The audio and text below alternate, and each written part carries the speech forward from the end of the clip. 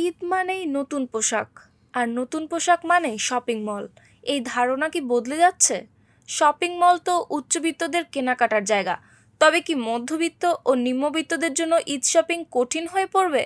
না, সেই চিন্তা কমিয়ে দিচ্ছে ঢাকার গুলিস্তান ফুটপাতের মার্কেটগুলো। এখানে পাওয়া যাচ্ছে ছোট বড় নানা ধরনের পোশাক, যা মধ্যবিত্ত ও নিম্নবিত্তদের সাধ্যের মধ্যে থাকায় তারা বেশ খুশি। কোনো বেচা কিনা এমন সুবিধা না, তবে আমরা আশা করতেছি আপনি 20 রমজানের পরেতে হয়তো কিছু হওয়ার সম্ভাবনা বেশি।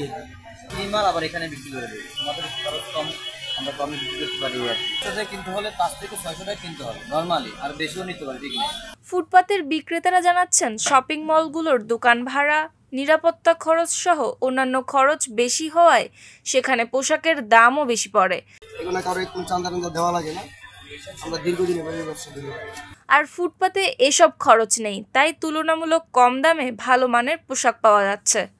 একজন ক্রেতা জানান, শপিং মলে গেলে বাজেটের বাইরে চলে যায়, কিন্তু এখানে খুব কম দামে ভালো পোশাক পাওয়া যাচ্ছে, তাই তারা সন্তুষ্ট। বিক্রেতাদের মতে ঈদের বাজারে ক্রেতাদের জন্য এটি একটি ভালো সুযোগ। তারা আহ্বান জানাচ্ছেন সবাই যেন গুলিস্তানের ফুটপাতের মার্কেটে আসে এবং সাধ্যের মধ্যে তাদের ঈদের পোশাক কিনে নেয়।